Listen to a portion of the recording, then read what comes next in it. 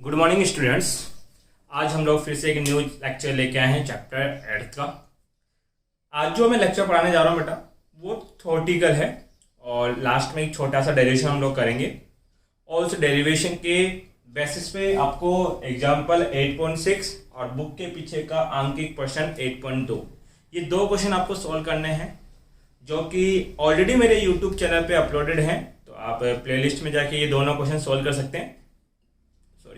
साथ ही इस टॉपिक के जो पीडीएफ नोट्स हैं वो वीडियो के नीचे डिस्क्रिप्शन में लिंक दे दिया जाएगा, आप वहां से डाउनलोड कर सकते हैं। अब ध्यान दीजिए बेटा, आज जो हमें टॉपिक पढ़ना है वो आपके पास है बेटा मूल रूप से भूचुंबक। क्या बेटा? भूचुंबक। अब भू का मतलब सबको पता है कि मैं किसकी बात कर रहा हूं बेटा? पृथ्वी की बात कर रहा हूं। तो पृथ्वी जो है हमारे लिए चुंबक की तरह क्या करती है? व्यवहार करती है, ये सबको पता है। इसलिए पृथ्वी के कितने ध्रुव बताए गए बेटा? 2 ध्रुव। एक बताया गया उत्तरी ध्रुव, दूसरा बताया गया दक्षिणी ध्रुव। और आज इन 2 ध्रुवों के बारे में भी एक नई बात मैं बताने जा रहा हूं आपको। ध्यान दो, क्या कारण है कि पृथ्वी चुंबक की तरह व्यवहार करती है? इसके पीछे 2 साइंटिफिक कारण दिए गए हैं, 2 वैज्ञानिक कारण दिए गए हैं। पहला, हमें एक चीज पता है, हम तो एक बात मानते हैं कि यदि किसी चालक तार में, किसमें बेटा? चालक तार में किसका प्रवाह हो? धारा का। अगर धारा का प्रवाह होता है तो उसके चारों तरफ क्या उत्पन्न होता है बेटा? चुंबकीय क्षेत्र। इतनी सी बात हमें पता है। अब एक चीज बताओ, धारा बहने का मतलब क्या है? आवेशों का प्रवाह। धारा क्या होती है बेटा? आवेशों का प्रवाह। आवेश कौन है बेटा? Q बराबर क्या होता है? N। E क्या है बेटा? इलेक्ट्रॉन। अर्थात हम बोल सकते हैं इलेक्ट्रॉनों की गति। इलेक्ट्रॉनों की गति का मतलब है आवेशों का प्रवाह। आवेशों के प्रवाह का मतलब है धारा, और धारा का मतलब क्या? चुंबकीय क्षेत्र। मैं बात को यहां से यहां लिंक करना चाहता हूं कि इलेक्ट्रॉनों की कहीं गति हुई, या तो इलेक्ट्रॉन बोल देंगे या क्या बोल देंगे बेटा? आयन की गति हुई, तो उसके कारण क्या उत्पन्न होगा? चुंबकीय क्षेत्र उत्पन्न होगा। अब देखिए, एक कंसेप्ट समझे बेटा यहां पे कि मान लीजिए आपके पास एक हम पृथ्वी मान लेते हैं, ये हमारी पृथ्वी है, ठीक है। ये पृथ्वी की क्या है बेटा? सतह। पृथ्वी के सतह से आप जितना नीचे जाते हैं तापमान में क्या होती है बेटा? वृद्धि, अर्थात तापमान बढ़ता है। और आपको पता है कि पृथ्वी के अंदर आपके पास एक क्या है? धात्विक कोर है। क्या है? धात्विक कोर है। यहाँ कोर का मतलब है एक ऐसी जगह है जहां पे धातुएं पिघली हुई अवस्था में है। कौन सी बेटा? पिघली हुई अवस्था। अब ये पृथ्वी का कोर है जहां का तापमान बहुत उच्च है, जिसके कारण यहाँ की जितनी भी धातुएं हैं वो सारी कौन सी अवस्था में है बेटा? पिघली हुई अवस्था के अंदर है। अब इसमें जो धातुएं मूल रूप से पाई जाती है वो आपके पास है बेटा, एक तो निकल, एक है आयरन और एक है कोबाल्ट। अब ये तीनों क्या है बेटा? आपके पास चालक धातुएं। तीनों क्या है? चालक धातुएं। और आपको पता है चालक धातुओं में कौन होते हैं? मुक्त इलेक्ट्रॉन। ठीक है, तो मैंने एक छोटा सा नॉलेज आपको दिया कि पृथ्वी है, पृथ्वी की सतह में जितना नीचे जाते हैं तापमान बढ़ता है। तापमान बढ़ने के कारण यहाँ पर जो धातुएं पाई जाती है वो कौन सी अवस्था में होगी? पिघली हुई अवस्था में। और ये धातुएं क्या होगी? चालक। चालक होने का मतलब है यहाँ पे कौन होंगे? मुक्त इलेक्ट्रॉन। तो ये मुक्त इलेक्ट्रॉन यहाँ पे बहुत सारे हैं, ठीक है, ये इलेक्ट्रॉन बता दिए हमने। अब आपको पता है कि ये पृथ्वी है। ये क्या है बेटा? पृथ्वी। ये इसका क्या है? उत्तरी ध्रुव, और ये क्या है? दक्षिणी ध्रुव। और पृथ्वी अपने अक्ष पे ऐसे घूम रही है। पृथ्वी अपने अक्ष पे ऐसे घूमेगी। अब पृथ्वी घूमेगी तो उसके अंदर ये जो पिघली हुई अवस्था में तरल रूप में धातुएं हैं वो भी तो ऐसे घूमेगी। अब पानी की बोतल लेना और उसको यूं घुमाना तो उसके अंदर का पानी भी तो ऐसे घूमेगा। अर्थात इलेक्ट्रॉनों की क्या होगी बेटा? गति। क्या होगी? इलेक्ट्रॉनों की गति। और इलेक्ट्रॉन गति करता है तो क्या उत्पन्न होता है? चुंबकीय क्षेत्र। अर्थात पृथ्वी के चारों तरफ इस प्रकार से ये मारकर हमेशा गिरता है। चारों तरफ ये हमेशा इस प्रकार से क्या उत्पन्न करेंगे बेटा? चुंबकीय क्षेत्र। तो पृथ्वी के चुंबकीय क्षेत्र होने के पीछे एक वैज्ञानिक कारण क्या दिया गया बेटा आपके पास कि पृथ्वी की सतह से नीचे जाने पर तापमान बढ़ता है, जिसकी वजह से आपके पास जो धातुएं हैं वो पिघली हुई अवस्था में होगी और पृथ्वी की घूर्णन गति के कारण वो धातुएं तरल अवस्था में रहती है, वो भी घूमेगी, तो उनके मुक्त इलेक्ट्रॉनों का प्रवाह होगा और इलेक्ट्रॉनों के प्रवाह की वजह से क्या उत्पन्न होता है, चुंबकीय क्षेत्र। तो इस कारण में किसी को दिक्कत नहीं होनी चाहिए।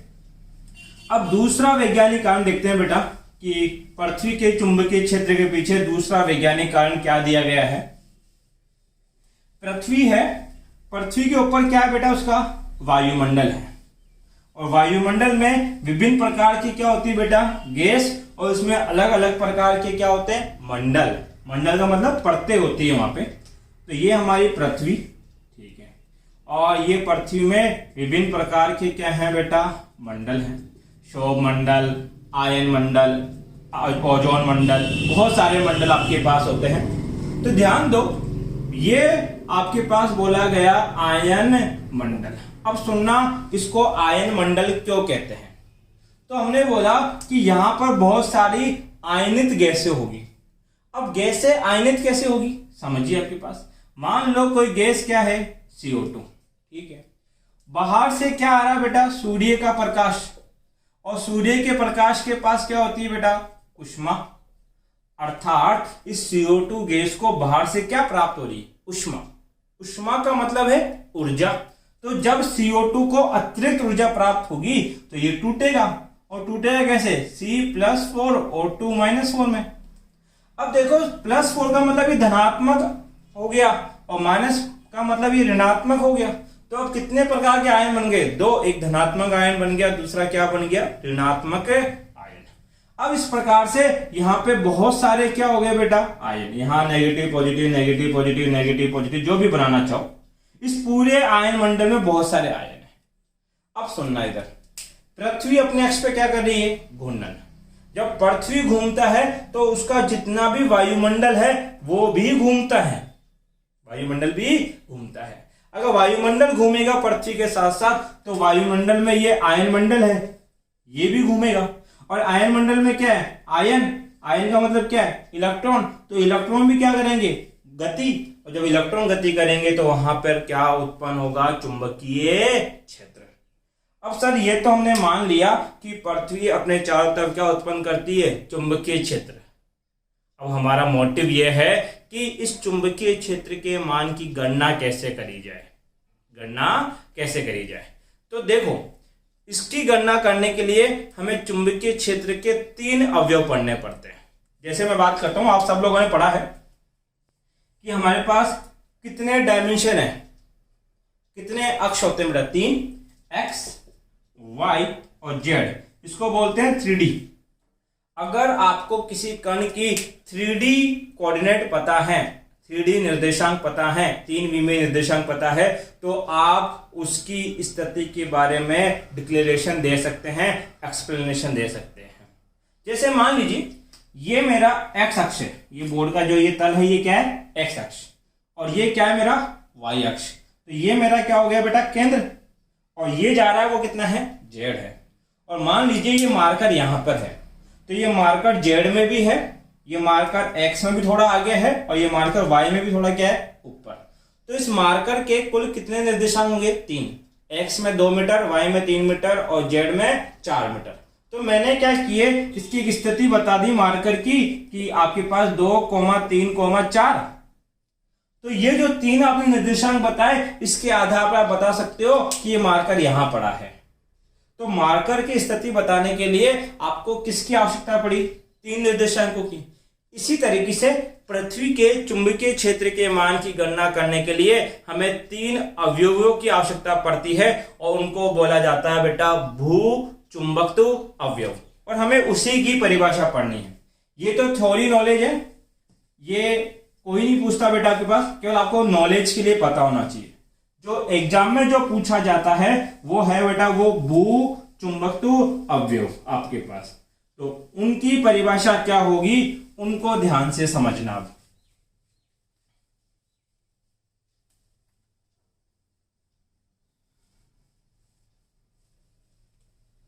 अरे भैया मिटा रहा हूं तो सो मत जाना, कोई पता लगे 2-4 लोग सो गए, नींद आ गई है। सुनो, मैं किसकी बात कर रहा हूं बेटा? भू चुंबकत्व अवयवों की बात कर रहा हूं। अब ये कितने प्रकार के बताए बेटा मैंने आपके पास? 3। पहला होता है बेटा आपके पास नति कोण, या जिसको बोला जाता है बेटा नमन कोण। दूसरा होता है आपके पास बेटा दिक्पात कोण, और तीसरा होता है बेटा क्षैतिज घटक। क्षैतिज घटक। अब सुनो, आपके पास इनकी गणना कैसे करेंगे? सबसे पहले हमें नति कोण, दिक्पात कोण और क्षैतिज घटक की परिभाषा समझ में आनी चाहिए, और इसका मतलब क्या है वो भी आपको पता होना चाहिए। तो सबसे पहले जो मैं परिभाषित कर रहा हूं वो है बेटा नति कोण। किसकी परिभाषा दे रहा हूं? नति कोण। नति कोण को हम रिप्रेजेंट करेंगे बेटा आपके पास फाई से, ठीक है, फाई से दर्शाएंगे इसको, कोई दिक्कत नहीं है। अब नति कोण की परिभाषा क्या है? नति कोण पे आने से पहले आपको एक तथ्य समझो। तथ्य यह है कि यह हमारी पृथ्वी है, ठीक है। इस पृथ्वी को मैं उस अवस्था में देख रहा हूं जब मुझे ये नहीं पता था कि पृथ्वी के पास चुंबकीय क्षेत्र होता है। मतलब बहुत पुरानी सदी की बात करो, ये मान के चलो अपने आप को कि आपको नहीं पता कि पृथ्वी का क्या होता है, चुंबकीय क्षेत्र। बस आपको पता है कि पृथ्वी गोल है आपके पास या अंडाकार है, और पृथ्वी की आपने 4 दिशाएं पहले से ही डिसाइड कर रखी है कि इधर की तरफ जो होगा वो होगा कौन सा? पूरब। ये होगा क्या आपके पास बेटा? पश्चिम। और ये क्या होगा बेटा आपके पास? उत्तर। और ये हो गए दक्षिण। ये जो आपने 4 दिशाएं इसकी डिसाइड की, उनको बोलते हैं बेटा भौगोलिक दिशाएं। क्या बोलते हैं? भौगोलिक। तो ये बनेगा भौगोलिक उत्तर, और ये बना हमारा भौगोलिक दक्षिण। अब सुनना, अब ये भौगोलिक उत्तर है, पृथ्वी तो ऐसी है, पृथ्वी ऐसी है, ये ऊपर क्या है? भौगोलिक उत्तर, नीचे क्या है? भौगोलिक दक्षिण। अब उत्तर से दक्षिण को मिलाने वाली एक रेखा जो पृथ्वी के अंदर से गुजर रही है। पृथ्वी कहां से गुजर रही है? अंदर से।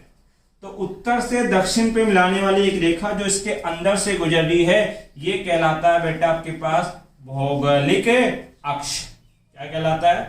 भौगोलिक अक्ष। तो भौगोलिक अक्ष की परिभाषा लिख लेना। मैं बोल रहा हूं कि पृथ्वी के भौगोलिक उत्तर व भौगोलिक दक्षिण से गुजरने वाली काल्पनिक रेखा क्या कहलाती है बेटा? भौगोलिक अक्ष कहलाती है, ठीक है। अब क्या करा बेटा? ये भौगोलिक अक्ष है, ठीक है, ये इसकी रेखा है, काल्पनिक रेखा, और इस काल्पनिक रेखा के लंबवत, इस रेखा के लंबवत ऐसे एक तल गुजार दो। जैसे ये मेरा पेपर है, ये किसका काम करेगा बेटा? तल का। तो अगर ऐसे एक तल गुजारूंगा तो वो तल क्या कहलाएगा आपके पास? भौगोलिक याम्योत्तर। मतलब कि इस पे ऐसे अगर मैं एक लंबवत तल रख दूं तो ये तल क्या कहलाता है बेटा? भौगोलिक याम्योत्तर। तो एक क्या गुजारोगे बेटा? काल्पनिक तल, जो इस भौगोलिक अक्ष के क्या होगा? लंबवत। भौगोलिक अक्ष के लंबवत गुजरने वाला काल्पनिक तल क्या कहलाता है बेटा? भौगोलिक याम्योत्तर। भौगोलिक याम्योत्तर, ठीक है। ये सारी बातें मुझे पता है। फिर विज्ञान ने तरक्की करी और विज्ञान को यह पता लगा कि पृथ्वी के पास क्या होता है? चुंबकीय क्षेत्र, ठीक है। अब विज्ञानी को यह तो पता है कि अगर चुंबकीय क्षेत्र है तो जरूर 2 ध्रुव होंगे, एक होगा उत्तरी ध्रुव, दूसरा क्या होगा? दक्षिणी ध्रुव। तो पृथ्वी के ये 2 ध्रुव कहां स्थित है इसके बारे में पता किया। साथ ही हमें एक बात और पता है कि उत्तरी ध्रुव से चुंबकीय बल रेखाएं बाहर निकलती है और दक्षिणी ध्रुव में अंदर की ओर जाती है। यही बात थी आपको जो पता है। अब क्या हो रहा है? वैज्ञानिकों को यह पता लगा कि पृथ्वी के पास क्या है? चुंबकीय क्षेत्र। तो उन्होंने चुंबकीय क्षेत्र के मान की गणना करना स्टार्ट करी। तो जब वो उत्तरी भौगोलिक उत्तर में पहुंचे तो वहां देखा कि चुंबकीय क्षेत्र यहां नहीं, कुछ इधर खिसका हुआ है ऐसे, और यहां चुंबकीय क्षेत्र किधर जा रहा है बेटा? अंदर की ओर। वो जब दक्षिण पे पहुंचे तो पता लगा कि दक्षिण पे चुंबकीय क्षेत्र इतना नहीं जितना इस कोने पे है, और यहां पे चुंबकीय बल रेखा कैसे निकल रही है बेटा? बाहर, ठीक इसका मतलब ये बात पता लगी कि जो पृथ्वी का चुंबकीय अक्ष है, पृथ्वी का क्या चुंबकीय अक्ष। एक चीज बताओ, जो चुंबकीय अक्ष की बात तो बाद में करूंगा मैं, इसमें वैज्ञानिकों ने देखा कि यहाँ चुंबकीय बल रेखा है अंदर की ओर जा रही है, तो बताओ ये चुंबक का कौन सा ध्रुव हुआ। सर चुंबकीय बल रेखा अंदर जा रही है तो ये चुंबक अर्थात मैग्नेट का कौन सा ध्रुव है बेटा, दक्षिणी ध्रुव, साउथ। और ये जो आपके पास है यहां से चुंबकीय बल रेखा है बाहर की ओर निकल रही है, तो यहां मैग्नेट का नॉर्थ है, उत्तरी ध्रुव है चुंबक का। अब यही इंपॉर्टेंट बात थी। एक्चुअल में क्या था कि ये तो हम पहले बता चुके हैं कि ये भौगोलिक उत्तर रहेगा, ये क्या रहेगा भौगोलिक दक्षिण।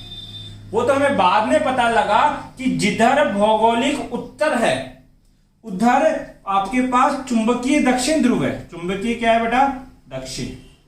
और जिधर भौगोलिक दक्षिण है उधर क्या पता लगा कि आपके पास चुंबकीय क्या है, उत्तर है। ठीक है, अब ये तो हमें बाद में पता लगा, तो इनके अकॉर्डिंग इनका तो नामकरण हम नहीं बदल सकते भाई, ये तो फेमस हो चुके थे कि ये भौगोलिक उत्तर है, ये भौगोलिक दक्षिण है। तो फिर हमने ये बोल दिया कि जिस ओर पृथ्वी का भौगोलिक उत्तर है उस ओर पृथ्वी के चुंबक का दक्षिणी ध्रुव स्थित होता है, जबकि जिस ओर पृथ्वी का भौगोलिक दक्षिण है उधर पृथ्वी का आपके पास चुंबकीय उत्तरी ध्रुव स्थित है। ठीक है, अब इन दोनों को मिला देते हैं, ये बनेगा आपके पास मान लो कोई चुंबकीय अक्ष है।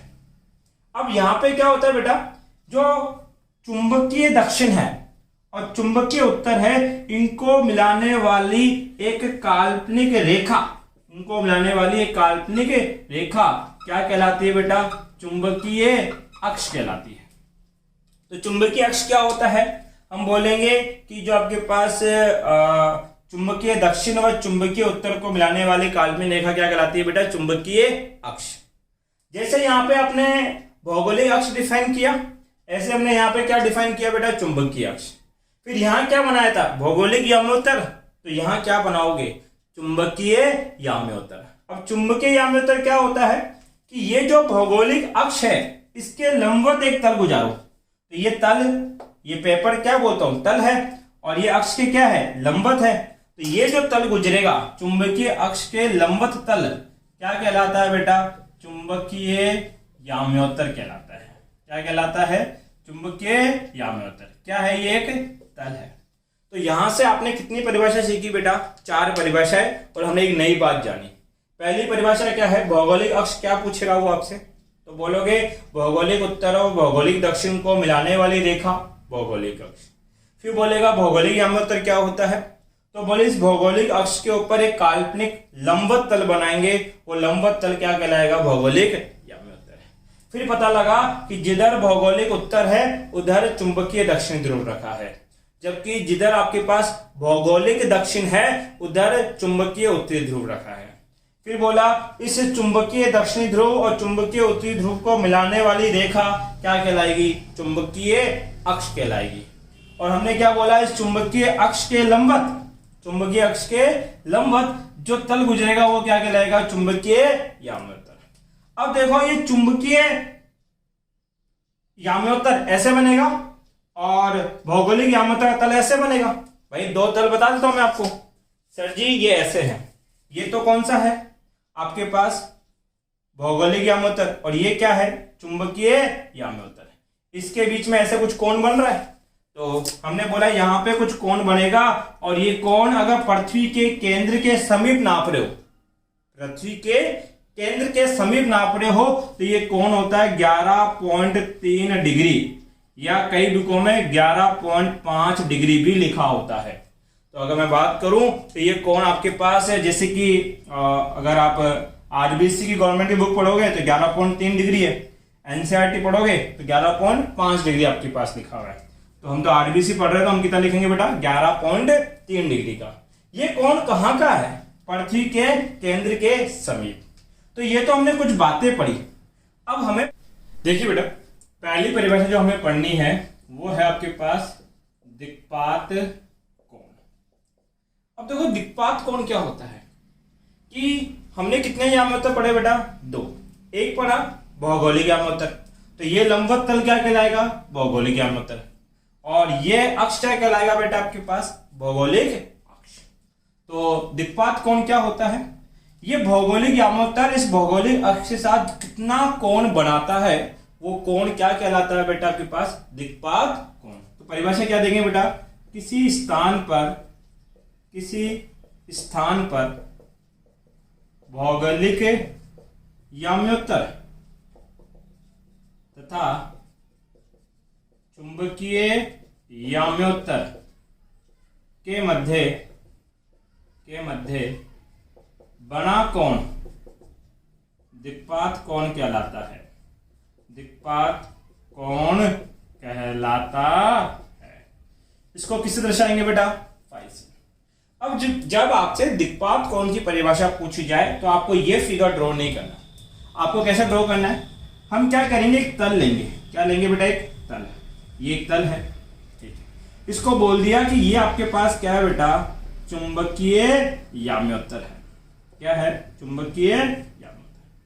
अब इस पे किसी थीटा कोण पे या फाई कोण के ऊपर हम एक और तल बनाएंगे। एक तल ये बना दिया, ये लो। और ये जो तल है इसको क्या बोल देंगे बेटा आपके पास? भौगोलिक याम्योत्तर। अब ध्यान दो, ये भौगोलिक यामोत्तर और चुंबकीय यामोत्तर एक दूसरे के साथ कुछ कोण बनाएंगे। कितना? फाई। और ये कोण ही क्या कहलाएगा बेटा? दिक्पात कोण। अभी जैसे ये मैंने परिभाषा किया, अब आपको ये पता लगेगा कि इस दिक्पात कोण का मान पृथ्वी के विभिन्न स्थितियों पर या विभिन्न स्थानों पर इसका मान क्या होता है? अलग अलग होता है। तो पृथ्वी के भिन्न भिन्न स्थानों पर दिक्पात कोण का मान अलग होता है। क्यों होता है? इसको एक्सप्लेन करने के लिए अभी मैं एक बीच में वीडियो ऐड करने वाला हूं, जिसके अंदर हमने एक ग्लोब लिया है। ग्लोब के विभिन्न स्थितियों पे जाके बताया है कि दिक्पात कोण किस प्रकार से बदल रहा है, तो वहां पे ज्यादा अच्छे तरीके से आपको एहसास होगा।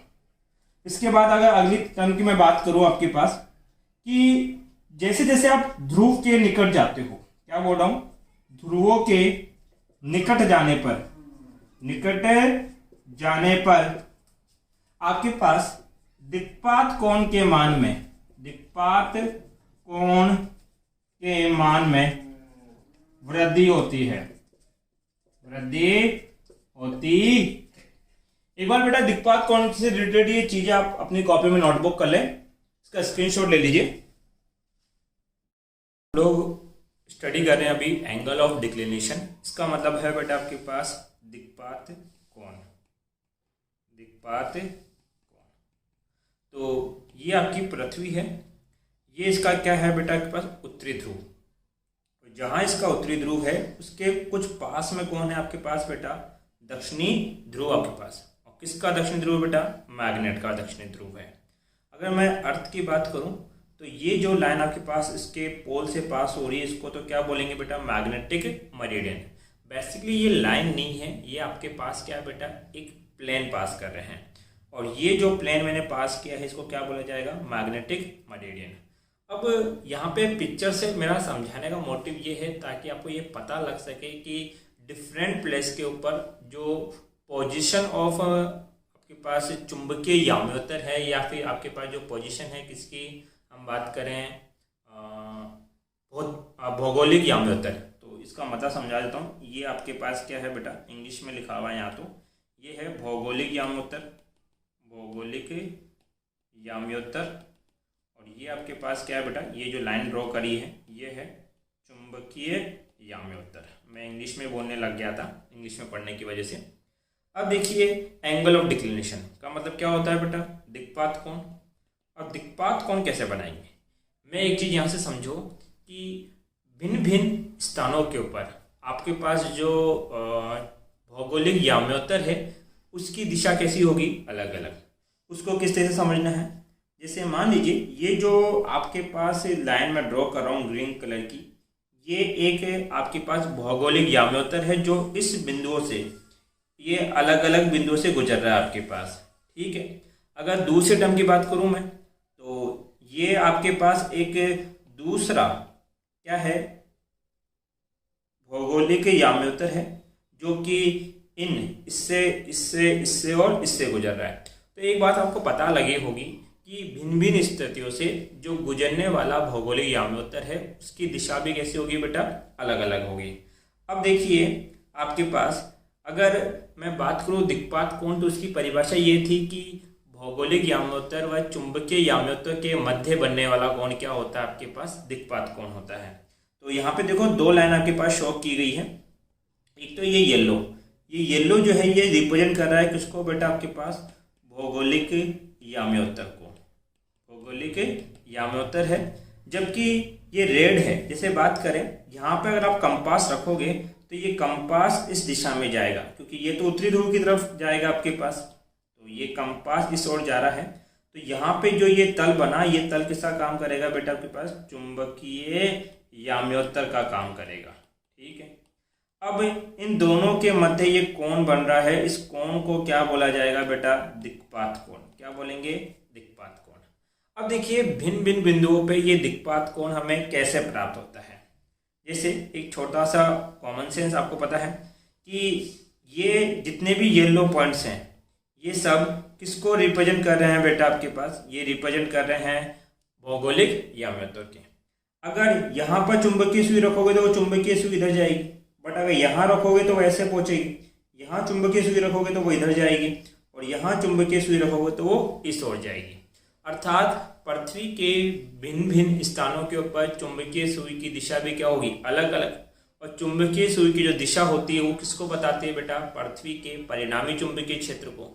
और उस बिंदु पे ये जो आप तल बनाओगे, ये जो मैंने तल बनाया ये कहलाता है बेटा आपके पास क्या, चुंबकीय याम्योत्तर। अब ध्यान देना यहाँ पे आप लोग कि अगर मैं इसकी बात करूँ तो यहाँ एंगल कुछ बन रहा है, यहाँ एंगल कुछ बन रहा है, यहाँ इनके बीच में थोड़ा सा एंगल होगा, यहाँ पे एंगल कुछ और बनेगा। अर्थात देखें तो अलग अलग स्थानों के ऊपर आपके पास बनने वाले कोण क्या हैं, अलग अलग। तो ये बात मैंने ही बताई थी, पृथ्वी के भिन्न भिन्न स्थानों के ऊपर दिक्पात कोण के मान भी क्या होते हैं बेटा, भिन्न भिन्न होते हैं। फिर एक और बात आपके पास बताई गई थी कि जैसे आप ध्रुवों के निकट जाते हो दिक्पात कोण के मान में क्या होती है, वृद्धि। यहाँ देखिए आप लोग, ये जो कोण है जो मैं रेड से लिख रहा हूँ ये है मान लीजिए θ1, और ये जो कोण है ये कितना होगा बेटा, θ2। तो ज्योमेट्री देख के आप बोल सकते हो कि θ2 का मान बड़ा है किससे, θ1 से।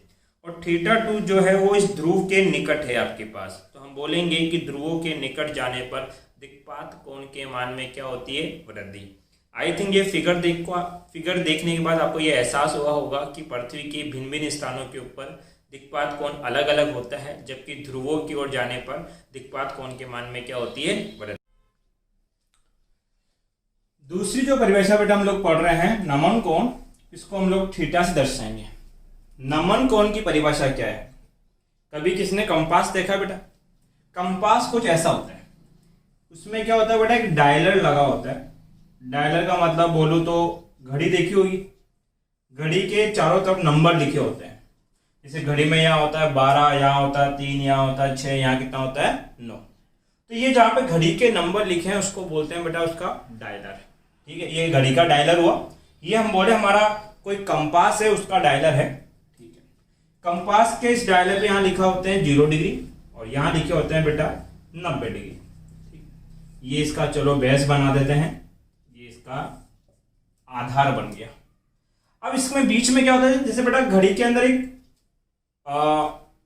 सुइयों को अटकाने के लिए जो घड़ी की सुई होती है, नेडल्स होती है, उनको अटकाने के लिए बीच के अंदर कोई स्क्रू लगा होगा।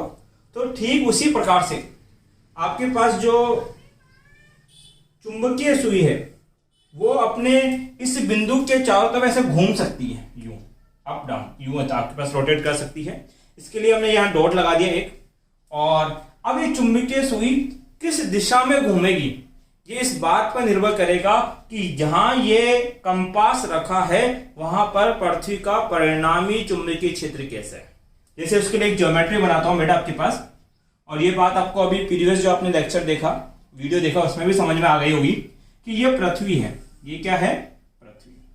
और ये पृथ्वी का ज्योग्राफिकल नॉर्थ, भौगोलिक उत्तर, और ये है भौगोलिक दक्षिण। यहाँ पे हमने बोला था कि यहाँ पे पृथ्वी का मैग्नेटिक साउथ है, मतलब कि चुंबकीय दक्षिण, और यहाँ मैग्नेटिक नॉर्थ मतलब चुंबकीय उत्तर है। तो चुंबकीय बल रेखाएं कुछ ऐसे थी, इस प्रकार से चुंबकीय बल रेखाएं ऐसे इस प्रकार से, फिर ये ऐसे आएगी और ये ऐसे आएगी। ध्यान देना इस बात के ऊपर।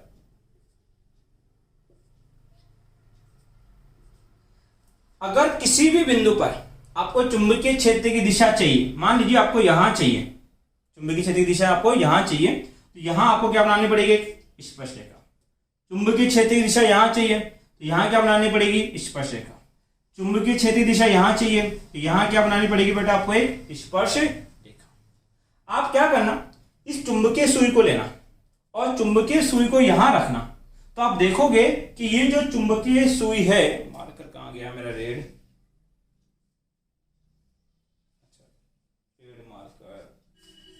ये रहा, ये जो चुंबकीय सुई है बेटा, ये अपने आप को इस तरीके से अलाइन कर लेती है। मतलब ये चुंबकीय सुई यहां पर ऐसे दिखाई देगी, ठीक है। जब चुंबकीय सुई को यहां रखोगे तो चुंबकीय सुई अपने आप को ऐसे रख लेगी, ठीक है। और जब चुंबकीय सुई को इस पृथ्वी के निरक्ष पे रखोगे, ये निरक्ष है, तो यहाँ पे चुंबकीय सुई कुछ इस प्रकार से दिखाई देगी आपको। ये इस वजह से है क्योंकि ये चुंबकीय सुई हमेशा अपने आप को वहां अलाइन करती है या उस रेखा में अपने आप को एडजस्ट करती है जहां पर पृथ्वी का परिणामी चुंबकीय क्षेत्र गुजर रहा है। जैसे इस बिंदु पे पृथ्वी का परिणामी चुंबकीय क्षेत्र की दिशा इधर है, तो चुंबकीय सुई भी इधर हो गई। इस बिंदु पे पृथ्वी का परिणामी चुंबकीय क्षेत्र अंदर जाना चाहता है, तो चुंबकीय सुई भी कहां जा रही है बेटा? अंदर की ओर इंडिकेट कर रही है, ठीक है। मान लेते हैं हम पृथ्वी के किसी जगह पर खड़े हैं और वहां पर ये चुंबकीय सुई ऐसे अपने आप को अलाइन करती है इस दिशा में। इसका मतलब है कि इस बिंदु पर पृथ्वी का परिणामी चुंबकीय क्षेत्र इधर की ओर है, ऐसा मान लेते हैं, ठीक है। ये बताओ यहां क्या कहलाएगा? इसका क्षैतिज अक्ष क्या कहलाएगा? क्षैतिज अक्ष। अब परिभाषा किसकी आती है बेटा? नमन कोण की। नमन कोण की परिभाषा क्या है? ये बी क्या दर्शाता है? पृथ्वी का परिणामी चुंबकीय क्षेत्र, परिणामी चुंबकीय क्षेत्र है। ध्यान देना, पृथ्वी का परिणामी चुंबकीय क्षेत्र उसके क्षैतिज अक्ष के साथ जितना कोण बनाएगा वो उनके मध्य का कोण क्या कहलाएगा बेटा? नति कोण या नमन कोण कहलाएगा। तो बहुत आसान सी परिभाषा है। पृथ्वी का परिणामी चुंबकीय क्षेत्र किससे ज्ञात करोगे? इसे कंपास की सुई से ज्ञात कर लेंगे। जिधर कंपास की सुई उधर पृथ्वी का परिणामी चुंबकीय क्षेत्र है। अब कंपास की सुई का कोई तो क्षैतिज घटक होगा सर, होगा। वो क्षैतिज घटक इस पृथ्वी के परिणामी चुंबकीय सुई के साथ या पृथ्वी के परिणामी चुंबकीय क्षेत्र के साथ जितना कोण बनाएगा, इनके मध्य का कोण क्या कहलाएगा बेटा? नति कोण या नमन कोण। अब इसकी गणना हम कहां करते हैं बेटा? चुंबकीय याम्योत्तर में करते हैं, क्योंकि जहां चुंबकीय याम्योत्तर होगा उसी तल में तो आप क्या रख पाओगे बेटा? चुंबकीय सुई रख पाओगे। तो चुंबकीय याम्योत्तर में क्या रखी है? चुंबकीय सुई। और चुंबकीय सुई किसके चुंबकीय क्षेत्र को बताती है? पृथ्वी के परिणामी चुंबकीय क्षेत्र को बताती है। तो पृथ्वी का परिणामी चुंबकीय क्षेत्र की दिशा तथा क्षैतिज दिशा के मध्य बनने वाला कोण क्या कहलाता है बेटा? नमन कोण कहलाता है। अब एक चीज बताओ, ये चुंबकीय सुई यहां ऐसे ऊर्ध्वाधर खड़ी हो जाएगी, ऐसा क्यों होगा? क्योंकि इधर चुंबक का है साउथ, तो इधर इसका क्या होगा बेटा? नॉर्थ। इधर पृथ्वी के चुंबक का क्या है बेटा? साउथ। तो यहां पे इस चुंबकीय सुई का क्या होगा? नॉर्थ। दोनों के मध्य आकर्षण होगा और परबल आकर्षण होगा। चुंबकीय सुई जो है वो यहां पर ऐसे खड़ी हो जाएगी। जैसे यहां ऐसे खड़ी होगी तो ये इसका क्षैतिज है और ये इसकी दिशा है, तो बताओ यहां पे कोण कितना बनेगा? 90 डिग्री। तो ध्रुवों पर ये जो आपके पास नति कोण होता है वो कितना होता है? 90 डिग्री। जबकि जब पृथ्वी के बीच में चुंबकीय सुई रखोगे तो इसका दक्षिणी ध्रुव इसको ऊपर खींचेगा और उत्तरी ध्रुव कहां खींचेगा? नीचे। तो एक बिंदु पे कितने बल लगेंगे? 2 चुंबकीय बल, दोनों का परिमाण समान होगी और दिशा विपरीत निरस्त कर देंगे। अर्थात चुंबकीय सुई कहीं नहीं घूमेगी, ऐसे पड़ी रहेगी आपके पास। तो ये इसका क्षैतिज अक्ष और यहाँ पे चुंबकीय क्षेत्र की दिशा भी इधर ही आ रही है, तो कोण कितना बनेगा बेटा 0 डिग्री। अर्थात चुंबकीय निरक्ष, ये निरक्ष है, इसका मध्य क्या है बेटा निरक्ष है, निरक्ष पर नमन कोण का मान कितना होता है 0 डिग्री। तो जब आपसे नमन कोण का मान पूछे तो आपको एक तो ये डायग्राम बनाना है, ठीक है, इसकी परिभाषा लिखनी है और ये दो बिंदु आपको याद होने चाहिए। इसका एक बार बेटा स्क्रीनशॉट ले लो।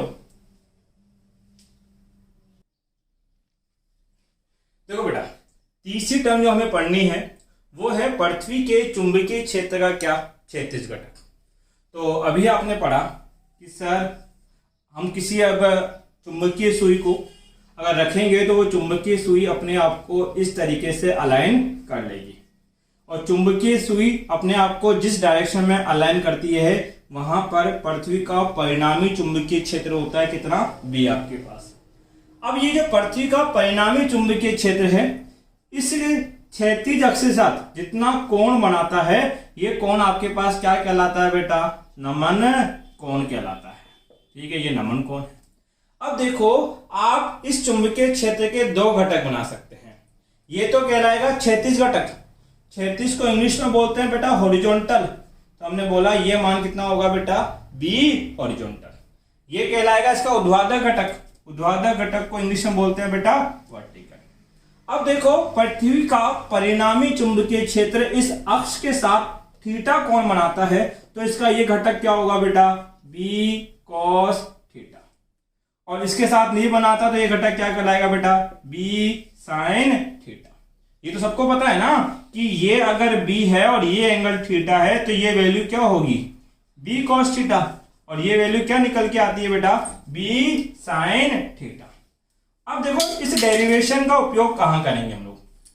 आपको क्या होगा किसी भी जगह का, जैसे जयपुर का मान लीजिए, जयपुर के किसी बिंदु का आपको दे दिया जाएगा कौन सा क्षैतिज घटक का मान और बता दिया जाएगा ऊर्ध्वाधर घटक का मान, और फिर वो आपसे पूछेगा बताओ उस बिंदु पर पृथ्वी का परिणामी चुंबकीय क्षेत्र कितना है, या फिर वो पूछेगा उस बिंदु पर पृथ्वी के नमन कोण का मान कितना है।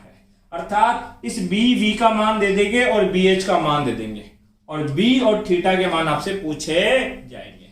तो उसके लिए हम एक छोटा सा डेरिवेशन करते हैं। डेरिवेशन क्या है कि यदि क्या बेटा यदि हम एक इक्वेशन ले कितनी कि बी वी बराबर कितना है बी साइन थीटा और हमारे पास बी एच बराबर क्या है बी कॉस थीटा, ये समीकरण 1 और ये समीकरण 2। सबसे पहले मैं पृथ्वी का परिणामी चुंबकीय क्षेत्र ज्ञात कर रहा हूं। इसके लिए क्या करता हूं समीकरण 1 का स्क्वायर करता हूं और समीकरण 2 का स्क्वायर करता हूं और दोनों को जोड़ देता हूं। तो जोड़ने का काम कैसे करते हैं, एलएचएस को एलएचएस में जोड़ेंगे और आरएचएस को आरएचएस में, परंतु उनका स्क्वायर करके जोड़ना है। तो इसका स्क्वायर करो, क्या होगा बेटा आपके पास, चलो यहां लिख लेते हैं, ये होगा सर बी स्क्वायर वी, इसका स्क्वायर करो बी स्क्वायर एच और दोनों को जोड़ दो। तो एलएचएस तो जोड़ लिए, आरएचएस भी ऐसे जोड़ोगे, इसका स्क्वायर करो तो सर इसका स्क्वायर होगा B square sine square theta, sir B square sine square theta plus इसका स्क्वायर क्या होगा बेटा आपके पास B square cos square theta. अब ध्यान दो B square vertical plus B square horizontal equal to B square दोनों में कॉमन है, क्या बचेगा sine square theta plus cos square theta. हाँ सर ये तो हमें पता है कितना होता है, कितना 1, तो इसका मान 1 हो गया। तो बताओ बी स्क्वायर बराबर क्या बचेगा B square V plus B square H, square को उधर भेजेंगे तो b बराबर कितना हो जाएगा बेटा under root of B square V plus B square H आपके पास है। ये पृथ्वी का परिणामी चुंबकीय क्षेत्र का सूत्र पता लगा यदि हमें उसका ऊर्ध्वाधर और क्षैतिज घटक दिया गया है। अब किसका मान ज्ञात करना बेटा नमन कोण, नमन कोण का मान ज्ञात करना है तो उसके लिए क्या करो सर ज्ञात करना है नमन कोण। नमन कोण के लिए क्या करो समीकरण 1 का 2 में क्या दे दो भाग। अब भाग कैसे देते हैं एलएचएस का एलएचएस में आरएचएस का आरएचएस में। तो इधर समीकरण 1 लिखो क्या है B V equal to B sine theta, समीकरण 2 लिखो B H equal to B cos theta और दोनों का क्या दे दिया मैंने भाग। सर बी से बी कट गया, sine theta upon cos theta क्या होता है बेटा, tan theta. Tan theta equal to B vertical upon B horizontal. मुझे थीटा चाहिए तो टेन उधर जाके इनवर्स बन जाएगा, तो थीटा बराबर होगा tan inverse B vertical divide by B horizontal. ठीक है, तो अगर हमें बी वर्टिकल पता है और बी हॉरिजॉन्टल पता है तो आप थीटा के मान की गणना कर सकते हैं। अब अगर इस टॉपिक से रिलेटेड आपका कोई डाउट रहता है तो आप मेरे से कमेंट बॉक्स में पूछ सकते हैं। अगर ये वीडियो आपको पसंद आए तो वीडियो को लाइक करना, कमेंट करना बेटा। Thank you.